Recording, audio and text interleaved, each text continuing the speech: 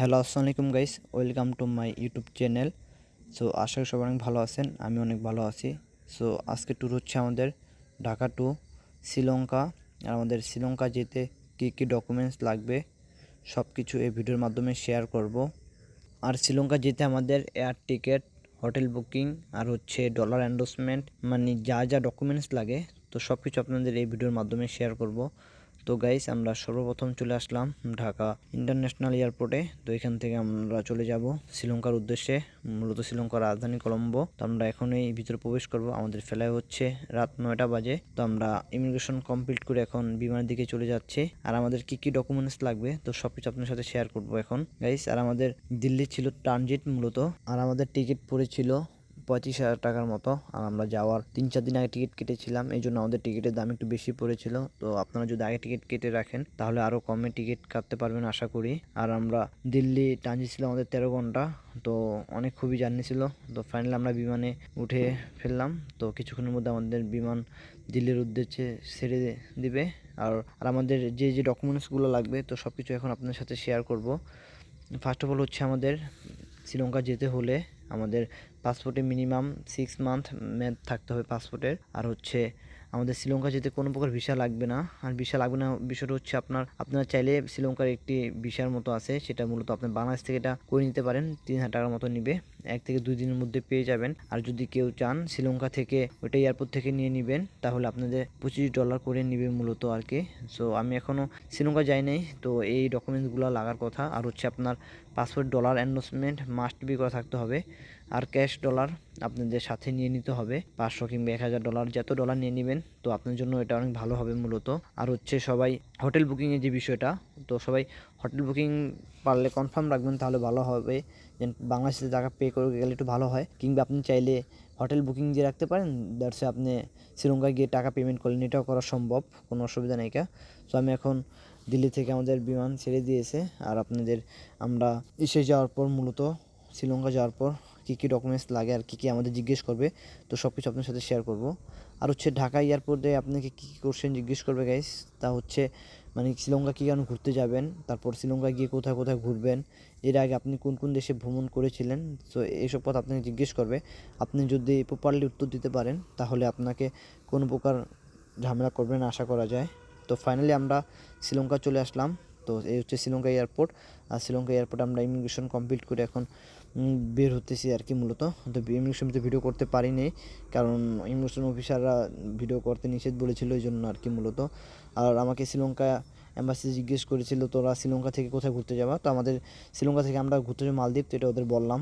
আর হচ্ছে Sri Lanka immigration guys মূলত ওরা ঘুষ খায় বাংলা বললে যা হয় আর কি মূলত, যেন ওরা মানে আপনাকে বাংলা পাসপোর্ট দেখলেই একটি রুমে নিয়ে যাবে। তো রুমে নিয়ে যাওয়ার পর মানে ওরা আপনাকে বলবে $100 দেন, না হয়তো পাসপোর্ট সিল মারবো না, মানে এরকম অনেক হামতাম করবে। তো আপনারা $20-30 যে যা দিয়ে পারেন ওদের মানিয়ে নেবেন তাহলে ভালো হবে আশা করি। তাছাড়া ওরা আপনাকে একটু হয়রানি করবে মূলত, তো এগুলা থেকে একটু সাবধান থাকবেন শ্রীলঙ্কা। তো আমি ফার্স্ট টাইম এসেছি, সো আমার তেমন ধারণা ছিল না, তো আসার পর এটা মূলত বুঝতে পারলাম। আর আমরা এয়ারপোর্ট থেকে বের হয়ে তো এখন আমরা সিএনজিতে করে চলে যাচ্ছি আমাদের হোটেলের দিকে। আর আমরা যাব কলম্বো। আর গাইস আরেকটা বিষয় সবাইকে বলে দিই, শ্রীলঙ্কা গাড়ি ভাড়া খুবই স্ক্যাম হয়, এটা আপনারা সবাই মাথায় রাখবেন। আপনার একটু 1 কিলোমিটার মতো রাস্তা আপনি থেকে 1,000 টাকা 1,500 টাকা চেয়ে বসে থাকবে, যেখানে বাসে গেলে লাগবে মাত্র আপনার 50 থেকে 80 টাকার মতো ভাড়া লাগবে। তো আপনারা সবাই জিনিসটা ভালোভাবে খেয়াল করবেন তাহলে আপনার জন্য অনেক ভালো হবে। সো আমরা এখন যাচ্ছি আমাদের হোটেলের দিকে। আর আপনাদের সাথে আমাদের সব মানে ট্যুর যে যে যে জায়গায় ট্যুর করতেছি তো সব কিছু শেয়ার করব। তো এই হচ্ছে আমাদের শ্রীলঙ্কা প্রথম ট্যুর আর কি। শ্রীলঙ্কা থেকে আমরা আবার মালদ্বীপ চলে যাব, মালদ্বীপ থেকে হচ্ছে মালয়েশিয়াতে বাংলাদেশ ব্যাক করবো আর কি। তো এই হচ্ছে আমাদের। আর আমরা মূলত যে টিকিটগুলো মানে কাটছিলাম আর কি, তো সব ছিল one way, Dhaka to Sri Lanka, Sri Lanka থেকে হচ্ছে মালদ্বীপ থেকে মালয়েশিয়া থেকে বাংলাদেশ। তো সব কিছু আপনাদের 3 দেশের সম্পর্কে ধারণা শেয়ার করব ট্যুর সম্পর্কে, তো আমাদের ট্যুরটা কেমন হয়েছিল। তো আপনাদের সাথে শ্রীলঙ্কা সম্পর্কে কিছু তথ্য শেয়ার করি গাইস। শ্রীলঙ্কার আয়ত হচ্ছে 65,600 বর্গ কিলোমিটার। শ্রীলঙ্কার জনসংখ্যা হচ্ছে 2,20,00,000।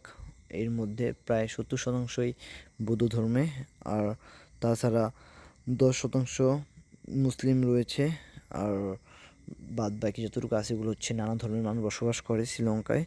আর শ্রীলঙ্কার রাজধানী হচ্ছে কলম্বো। আর শ্রীলঙ্কা আপনার ঘুরতে যাওয়ার মতো, মানে মূলত বাঙালি যারা ঘুরতে যাই আমরা বেশিরভাগ মানে কলম্বোতে থাকা হয়। তাছাড়া নিগাম্মো, আপনারা চাইলে কলম্বো কিংবা নিগাম্মো থাকতে পারেন। আর নিগাম্বো খুব সুন্দর জায়গা। আর আমরা যাচ্ছি নিগাম্বো না গিয়ে মূলত আমরা যাচ্ছি কলম্বো আর কি। আর আমাদের কলম্বো যেতে এয়ারপোর্ট থেকে মূলত ভাড়া নেবে আপনাদের 120 টাকার মতো আর কি, কলম্বো সিটি। তো আপনার কলম্বো সিটি 120 থেকে 150 টাকার বেশি নেবেন না। তো অবশ্য আপনার বাসে যাওয়ার আগে বলে নেবেন, তাহলে আপনার জন্য ভালো হবে। আর আপনার যদি কেউ ট্যাক্সি দিয়ে যেতে চান তাহলে ওই ক্ষেত্রে 2000 থেকে 2500 টাকার মতো ভাড়া লাগবে। আর এক ট্যাক্সিতে 3 জন যেতে পারবেন। আর আপনারা যে কোনো জায়গায় ঘুরতে যান না কেন, তো অবশ্যই ঘুরতে যাওয়ার আগে সবসময় 2 থেকে 3 জন হলে আপনাদের জন্য অনেক প্লাস পয়েন্ট, কারণ হচ্ছে কস্টিং খরচ খুবই কমে যাবে। আর যদি একা যান তাহলে একটু কস্টিং খরচ বেশি যাবে মূলত। যেমন শ্রীলঙ্কার রুমেও থাকেন, যদি আপনি একা যান আপনার একটা রুম নিতে হবে, যদি একটি বেড নেন আর কি। আর যদি একটি বেডে 2 জন থাকেন স্যাক্রিফাইস করে, তাহলে ওই ক্ষেত্রে আপনাদের প্রায় জনপ্রতি প্রায় অর্ধেক টাকা হয়ে যায় আর কি। তো আমরা বাস থেকে নেমে বললাম, তো আমরা এখন আমাদের হোটেল খুঁজবো। কারণ আমরা হোটেল বুকিং কনফার্ম করিনি, এমনি একটি জাস্ট হোটেল বুকিং দিয়ে চলে এসে পড়েছি। তো আমরা এখন রাত হয়ে গেছে আমাদের শ্রীলঙ্কা আসতে আসতে। তো আমরা এখন শ্রীলঙ্কা এখানে হোটেল খুঁজবো। আর হোটেলের প্রাইস কীরকম কী আসে বিষয় তো সব কিছু আপনার সাথে শেয়ার করবো। তো আমরা এখন শ্রীলঙ্কা রাতের বেলা একটু ঘোরাঘুরি করতেছি, তো খুবই সুন্দর ছিল। তো কেনাকাটার জন্য যেমন আমাদের গুলিস্তান কীরকম রাস্তার দুপাশে সব কিছু পাওয়া যায়, তো সেম টু সেম এরকম শ্রীলঙ্কা গাইস দেখতে পাচ্ছেন রাস্তার দুপাশে।